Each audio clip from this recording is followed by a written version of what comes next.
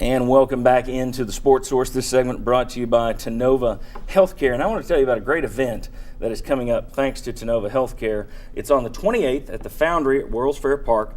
Tennova will be offering free screening, and they will lead a free panel discussion on advanced orthopedics. That's spine pain, joint pain, hand injuries. All will be discussed. Free screenings are available. You can learn more at Tennova.com, or you can call that number right there. You got to register now. You got to register. Free lunch will be provided, and Sterling Hinton will be the master of ceremonies. There will be a number of experts on hand to discuss spine pain, joint pain, hand injuries. Another great seminar offered by the folks at Tennova Healthcare. You got to check that out, folks. Tennova does a tremendous job. All right. Want to talk about the quarterback situation in this segment. The QBs obviously didn't start the camp the way Butch Jones wanted, but it sounded like there was some progress made last night, at least by two of the quarterbacks. One of them, a bit surprising to some, would be Nathan Peterman, who has had a pretty good start, comparatively speaking. None of them have been, setting off fireworks for these guys, but Peterman he's now competing with Josh Dobbs. Last night he took quite a few of the number 2 snaps. Let's go ahead and look at what these guys did last year. It's not pretty. As you can see there, the best completion percentage on the team was Dobbs, and he was under 60%. The best TD interception ratio on the team was Worley, and that was just 10-8. 10 TDs to 8 interceptions. The guy on the bottom there, Nathan Peterman, had that one really bad-looking start to the Florida game, injured his hand. We don't know how much of his play was impacted by that bad hand, but that's a guy that a lot of people had written off. Let's start right there with Nathan Peterman. He's now getting some number 2 snaps over Dobbs. Is that more an indictment of Dobbs or more of a kudos toward Nathan Peterman? You said a lot of people had written him off. Everybody. Had written him off.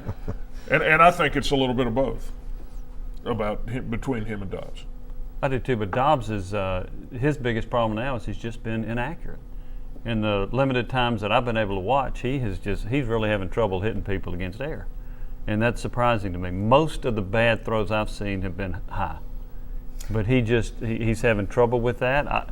He went to these quarterback gurus and all that stuff, and I don't know if there are any mixed messages. Tennessee said we don't care about all that. Yeah. We were fine with that, but I think he's throwing it more inconsistently and inaccurate than he did a year ago. Well, exactly. I didn't think if you'd asked me which of those quarterbacks I thought had the most upside in terms of throwing arm accuracy, I would have said Dobbs last year. People forget he had a lot of touchdown passes, would-be touchdown passes that were dropped, lost in the lights, clanged off hands. So I'm a little surprised that he's taken that kind of a step backwards. Bob, your thoughts on Nathan Peterman?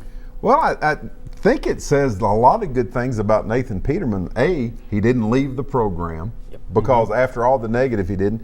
And 2, to be mentally tough enough to come back and be competing, that you've worked yourself up number 2.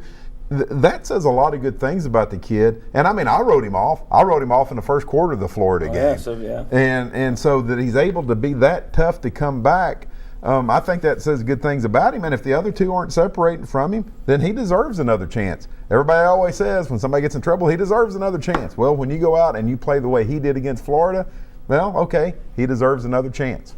Chuck, do you think they have enough at the quarterback position? They have what they need there this year? Because here's the thing. You go back and you look through the SEC standings the last few years, you find teams that won 3 games, went 3-5, 4-4. They still had pretty good quarterback play. Does Tennessee have enough at quarterback to win 3 or 4 games in the SEC this year? You would think the answer is closer to being no than being yes. And I know a lot of people thought that guy was going to be Riley Ferguson. And he's no longer there, obviously. And Not even the guy at Charlotte. Yeah. And then you've got 3 guys that you're waiting for somebody to kind of say, this is my job, I'm the guy, I'm going to be able to lead this team. And you think Justin Worley is that guy, but so far it hasn't happened. So I think it's a kind of a head scratcher, especially with a young, inexperienced offensive line. Well, and if you take the young, inexperienced offensive line and you put it with Jimmy's inaccurate throws from quarterbacks, you're not going to have that many opportunities to make plays. And when they're there, if you're not throwing accurately, you miss out on them. I think that it could be the worst mix that you could have is an offensive line that we don't know how good it's going to be and quarterbacks that aren't that good. That is a bad And thing. you wonder a little bit, what's the easiest throws we can have? Can we get the tight ends to actually be more of a part of this? Can we do more where we can get the ball to the running back in space? What can we do if we're really struggling hitting the receivers? What can we do to make it a little bit easier? And that was one of the interesting comments from Butch Jones last night, that he praised the quarterbacks. They stepped forward. They were making the routine throws. That's not a great compliment. Wow, today they could actually hit a guy from 5 feet away. But the other frustrating thing is, Mike, everybody's focused on this receiving core. I mean, you got some really good young talent there. Marquez North, Josh Malone, Vic Wharton. The expectations keep rising for that young man. Can't get him the ball. Doesn't make much difference. I may be totally wrong, but I think Worley is going to be okay. I really do. And I also think that Butch Jones went into this training camp prepared to be tough on the quarterbacks, especially in his comments to the media, to test them, to push them. That's part of it. I'm not saying that they've been great, but I'm saying that's the way he went into this camp. Okay, very good. Hey, next Sunday we're going to have an all VFL show right here. Take a look at some of the guys that are going to be on the show. Shazan Bradley, David Douglas. So glad to have David back with us. Daniel Hood, Billy Ratliff. We'll ask him. You don't think that Arkansas play from '98 will come up, do you? Bobby Scott. You don't think the fact that he's won 1 million games and he was quarterback will come up? But never via lost to Bobby. Alabama or Yeah, Florida. Yeah, Bobby will bring that up.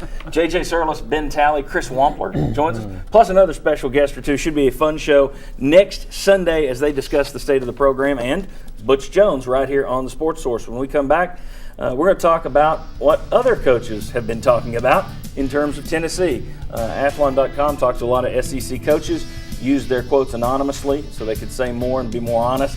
We're going to tell you what they said about Tennessee and talk about it. Come on back on the Sports Source.